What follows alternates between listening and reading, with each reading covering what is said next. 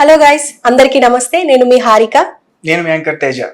So ప్రస్తుతం మనతో పాటు లోక్ సత్తా పార్టీ వ్యవస్థాపకులు అలాగే మాజీ ఐఏఎస్ ఆఫీసర్ జయప్రకాష్ నారాయణ గారు. నమస్తే సార్. నమస్తే తేజ. నమస్తే Harika. Thank you sir. Sir, ఇప్పుడు ప్రస్తుతం మాకున్న డౌట్స్, అంటే మా జనరేషన్ కి తెలియని కొన్ని డౌట్స్, అలాగే ఇప్పుడు జరుగుతున్న కొన్ని అట్రాసిటీస్ కావచ్చు, కొన్ని గొడవలు కావచ్చు, అవి మాకున్న డౌట్స్ తోనే మేము మీ దగ్గరికి వచ్చాము. సో ఫస్ట్ తేజ తీసుకుంటారు. తేజ. Right sir. అయితే ఈ ఏపీ ఎలక్షన్స్ లో ఈసారి కూటమి చాలా అత్యధికంగా మెజార్టీతో గెలిచింది. అంటే సంక్షేమ పథకాలు ప్రకటించడం వల్లే 6 సంక్షేమ పథకాలు ముఖ్యంగా ప్రకటించారు, దానివల్లే గెలిచిందని చెప్పేసి అంటున్నారు. దాని గురించి మీరేం మాట్లాడతారు? అది వాస్తవం అనుకోవడానికి లేదు. ఖచ్చితంగా మనలాంటి పేద సమాజంలో సంక్షేమం అవసరం.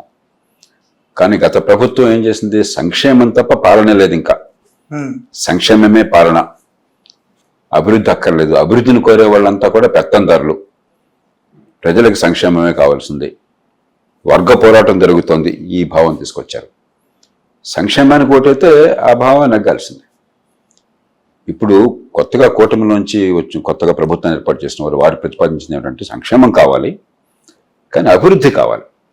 అభివృద్ధి అంటే దీర్ఘకాలంగా మంది హితాన్ని పెంచేది, సంపదను పెంచేది, ఉపాధి కలిగించేది, ఆదాయాలు పెంచేది, పెట్టుబడులు పెంచేది. సంక్షేమం అంటే పన్నుల డబ్బులో కొంత మీరు ఖర్చు పెట్టి కొంత తినేసి మిగతా జనానికి పంచేది. కాబట్టి సంక్షేమమే అన్నట్టయితే ఈ ఎన్నిక అక్కర్లే. అసలు ఒక నిర్ణయాత్మకమైన ఎన్నికది. సంక్షేమం కావాలి, అది చాలదు, అభివృద్ధి కావాలి. దీర్ఘకాలంలో ఆదాయాలు పెరగకపోతే, పేద ప్రజలు తమ కాళ్ళ మీద తాను నిలబడకపోయినట్టయితే, ఉపాధి అందకపోయినట్టయితే, అభివృద్ధి జరగకపోతే, పెట్టుబడులు లేకపోతే పేదరికం కొనసాగుతుంది. ఎల్లకాలం పుచ్చుకునే చేతులుగా ఉంటారు.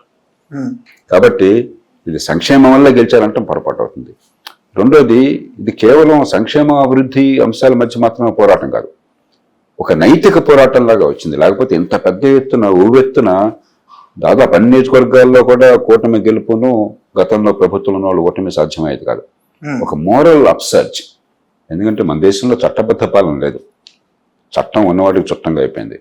కానీ ఆంధ్రప్రదేశ్లో గత 5 ఏళ్లలో మరింత అడ్డగోలుగా తయారైంది, ఒక మాఫియా రాజ్యంలాగా చలామణైంది. దాని పట్ల కూడా తీవ్రమైనటువంటి వ్యతిరేకత కనిపించింది. ఈ 2 కారణాలుగా వచ్చిన ఓటమి తప్ప ఇది సంక్షేమానికి అన్నట్టు సంక్షేమం జగన్మోహన్ రెడ్డి గారి ప్రభుత్వం కంటే ఇంకెవరో ఎక్కువ చేయాల. కాబట్టి సంక్షేమమే పరిపాలన అన్నది పట్టి అభూత కల్పన. ప్రభుత్వాన్ని ఎన్నుకున్నది, పన్నులిచ్చి పోషిస్తున్నది మన ఉమ్మడి సదుపాయాలు కల్పించడం కోసం, ఆర్థిక వ్యవస్థను పెంచడం కోసం, పెట్టుబడులను ప్రోత్సహించడం కోసం, ఆదాయాలు పెంచడం కోసం. కానీ ఉన్న డబ్బు పంచిపెట్టడం కోసం అయితే ప్రభుత్వం అక్కర్లా. బటన్ నొక్కడం కోసం ప్రభుత్వం ఎందుకు? ఎవడో ఒకటి బటన్ నొక్కడు, గుమస్తాలు పంచిపెట్టగలరు. అండ్ సార్, ఇది అవుట్ ఆఫ్ పాలిటిక్స్. ఏంటంటే నీట్కి సంబంధించి, అంటే మీరు ఒక ఎడ్యుకేటర్ పైగా, దీంట్లో ఏంటంటే మెడికల్కి సంబంధించి నీట్ స్కామ్ జరిగింది. అసలు నీట్కి ఎందుకు ఇంత స్కామ్ జరగాల్సిన అవసరం వచ్చింది? అంటే ఎందుకు అంటే దాదాపు 4 years కష్టపడి మేము ఈ ఎగ్జామ్ రాసాము అంటున్నారు. జనరల్గా ఇంటర్ తర్వాత రాస్తున్నారు కాబట్టి ఆల్రెడీ వాళ్ళకి 16 వచ్చి ఉంటాయి. వాళ్ళు 4 సంవత్సరాలు కష్టపడ్డారు అంటే దగ్గర 20. అంటే జనరల్ గా మా జనరేషన్ అయితే 21కి మేము గ్రాడ్యుయేషన్ కంప్లీట్ చేసుకున్నాము. కానీ ఎందుకు అంత అవసరం వచ్చింది అంటారు? నీట్ లో ఇంత స్కామ్ జరిగింది, చాలా మంది ఇబ్బంది పడుతున్నారు. అంటే ముందు 3 విషయాలు గమనించాలి నిహారిక. మొట్టమొదటిది, ఒక జాతీయ స్థాయిలో ప్రవేశ పరీక్ష ఉండడం మంచిదా కాదా? నేను మంచిదని భావిస్తున్నాను. ఎందుకంటే ఉన్నత స్థాయి విద్యకి జాతీయ స్థాయి ప్రమాణాలు లేకపోతే, ఒక్కో రాష్ట్రంలో ఒక్కో తీరు నుండి మనం ఒకసారి ఎంబీబీఎస్కి వెళ్ళారంటే ఈ ప్రమాణాలు ఉన్న నమ్మకం మీకు లేకపోతే దేశం నష్టపోతుంది. అందుకనే నీటిని ప్రవేశపెట్టారు. నేను పూర్తిగా దాన్ని సమర్థిస్తున్నాను. జాతీయ స్థాయి పోటీ పరీక్ష. రెండోది, రాష్ట్రాల్లో కూడా అడపదడప పబ్లిక్ సర్వీస్ కమిషన్ పరీక్షల్లో కానీ, ఎంసెట్లో కానీ గొడవలు జరుగుతున్నాయి మన దేశంలో. జాతీయ స్థాయిలో చాలా తక్కువ జరుగుతాయి. ఉదాహరణకు ఐఏఎస్, ఐపీఎస్ పరీక్షలు జాతీయ స్థాయిలో యూపీఎస్సీ నిర్వహిస్తుంది. ఇన్నేళ్లుగా క్రమబద్ధంగా ఏ లోపాలకి అవకాశం లేకుండా, అవినీతికి ఏమాత్రం పాల్పడకుండా, మరి ఏ రకమైన ఒత్తిడికి లొంగకుండా, ఐఏఎస్ ఐపీఎస్ అంటే ఎంత ఒత్తిళ్ళు ఉంటాయి, అవేం లొంగకుండా నిఖార్సుగా చేస్తున్నారు. నీట్ కూడా ప్రామాణికంగానే చేస్తున్నారు. మరి ఇక్కడేదో పొరపాటు జరిగింది. ఆ పొరపాటు జరిగిందో కనుక్కోవాలి. నాకు అర్థమైనంత వరకు ఎక్కడో బంగ్లింగ్ జరిగి టైం సరిగ్గా ఇవ్వకపోవటం చేత ఆ టైంకి బదులుగా అవన్నీ గ్రేస్ మార్కులు ఇచ్చారు, దానివల్ల చాలా అవకతవకలు అని చెప్పి అంటున్నారు. దాన్ని ఇప్పుడు సవరించామని చెప్తున్నారు. 2500 మంది మళ్ళీ పరీక్ష 1500 మందికి అంతమంది పరీక్ష పెడతాం, మళ్ళీ గ్రేస్ మార్కులు తీస్తామని. కాబట్టి దీన్ని ఒక పొరపాటు ఎలా జరిగిందో భవిష్యత్తులో పొరపాటు జరగకుండా చూసుకోవాలి, కానీ జాతీయ స్థాయిలో పోటీ పరీక్షలు అవసరం.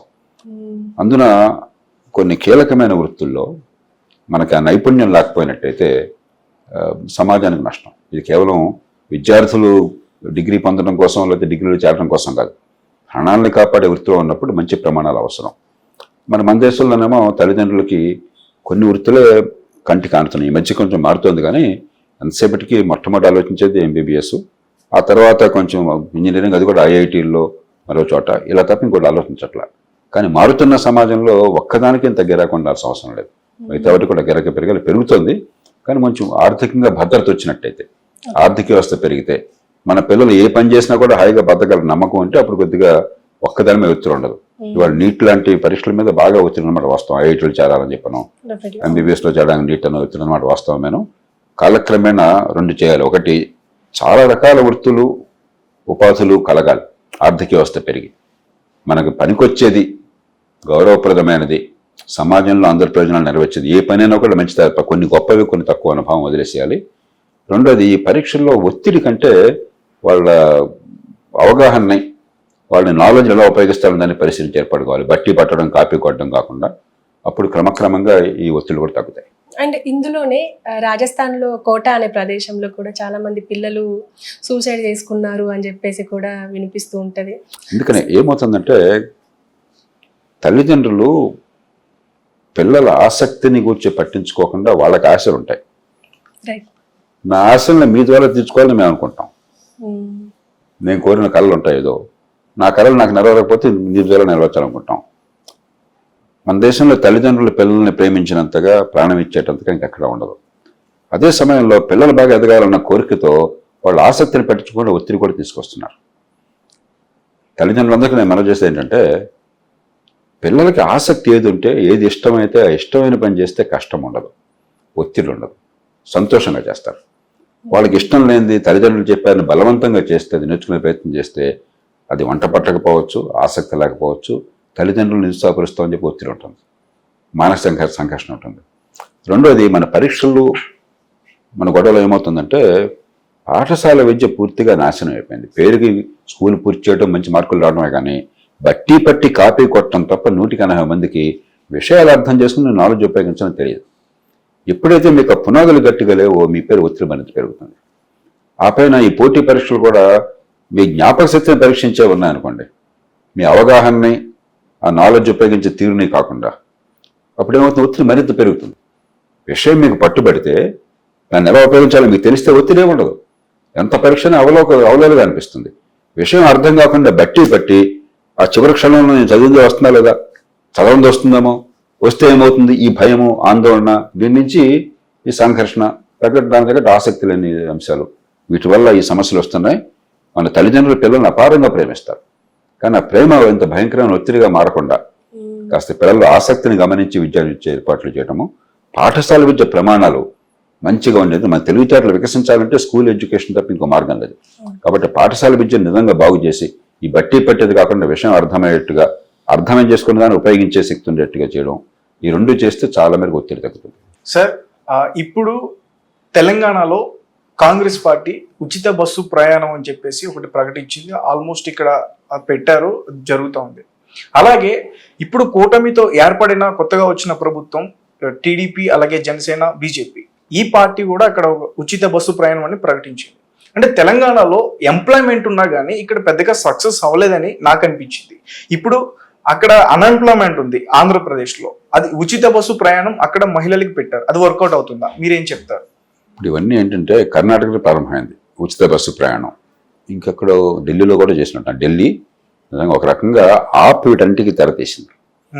పూర్వం ఒక రకమైన సంక్షేమ పథకాలు ఉండేవి, ఏదో తెల్ల కార్డులు, బియ్యం చవకగా ఇవ్వటము, మరొకటి ఇలాంటివి కొన్ని ఉంటాయి. ఇప్పుడు విద్యుత్ ఫ్రీగా ఇస్తాము, కరెంట్ ఫ్రీగా ఇస్తాము, నీళ్లు ఫ్రీగా ఇస్తాము, బస్సు ఫ్రీగా, ఇవన్నీ కూడా మొదలెట్టింది ఢిల్లీలో ఆప్. చాలామందికి ఒక విషయం అర్థం కావాలి, ఒక మహానగరంలో ఇప్పుడు కూడా వనరులు ప్రభుత్వానికి మిగులు ఉంటుంది. హైదరాబాద్ నగరం ఉందనుకోండి, ఎందుకని ఆంధ్రప్రదేశ్ విభజన కాగానే నష్టపోయిన భాగం కలిగింది, హైదరాబాద్లో మిగులు ఉంటుంది. ఆ మిగులు డబ్బులు మిగతా రాష్ట్రం అంతా పంచుకునేవి. ఉమ్మడి రాష్ట్రం కాకుండా చిన్న రాష్ట్రం కాకుండా తెలంగాణగా డబ్బులు చేస్తే తెలంగాణ ధనిక రాష్ట్రమైంది, ఆంధ్రప్రదేశ్ పేద రాష్ట్రమైంది.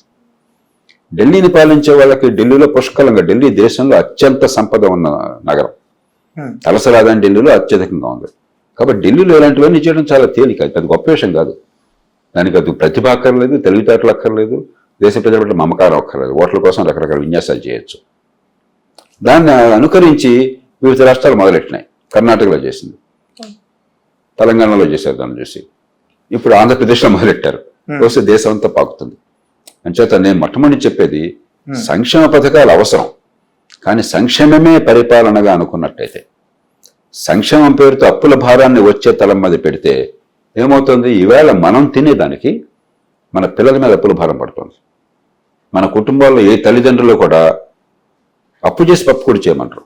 ఒకవేళ అప్పు చేస్తే పిల్లలకు ఆస్తులు చూపెట్టాలి, ఒక స్థలమో ఇల్లు కొనాలి, వాళ్ళకి ఆస్తులు పెరగాలి. అంతేగాని నీ బతికేమైనా నాకు అభ్యంతరం లేదు, నేను మాత్రం హాయిగా కులాసాగా విలాసంగా బతుకుతాను, అప్పు చేస్తాను, తీర్చే బాధ్యత నీదని చెప్పి నీ తల్లిదండ్రులు అంటారు మన దేశంలో. మరి ప్రభుత్వాలకు ఆ హక్కు ఎట్లా ఉంది? కాబట్టి సంక్షేమం వద్దని ఎవరు అనరు. సంక్షేమం మీ రోజువారీగా ప్రభుత్వానికి వచ్చే ఆదాయానికి పరిమితం కావాలి. సంక్షేమం కానీ రోజువారీ ఖర్చులు కానీ, అప్పు చేసిన ప్రతి రూపాయి రేపు పొద్దున పెట్టుబడికి వెళ్ళాలి. అలా చేస్తే ఏ రకమైన పథకమైనా ఓకే. ఇక ప్రత్యేకంగా ఈ రవాణా విషయం, ఒక రకంగా రవాణా రూపంలో మనకు మహిళలకు అవకాశం ఇవ్వడం మంచిది. ఎందుకంటే మన సమాజంలో మహిళల పాత్ర ఆర్థిక వ్యవస్థలో ఈ మధ్యకాలంలో తగ్గుతుంది, మళ్ళీ కొంచెం పెరుగుతుంది, కానీ ఒక 3-4 ఏళ్ల క్రితం 20% పడిపోయింది. Female participation in work force అంటారు. అంటే మహిళలు పనిచేసే వాళ్ళు ఎంతమంది ఉన్నారు అని చెప్పంటే, పనిచేసే వయసులో 20% మందే పనిచేస్తున్నారు. బయట ఇంట్లో చేస్తున్నారు, కష్టపడుతున్నారు, కానీ జీతంతో ఆదాయంతో పనిచేసే వాళ్ళు 20% మందే. సౌదీ అరేబియా కంటే తక్కువ, పాకిస్తాన్ కంటే తక్కువ. ఈ మధ్య మళ్ళీ పెరుగుతున్న ఛాయలు కనిపిస్తున్నాయి.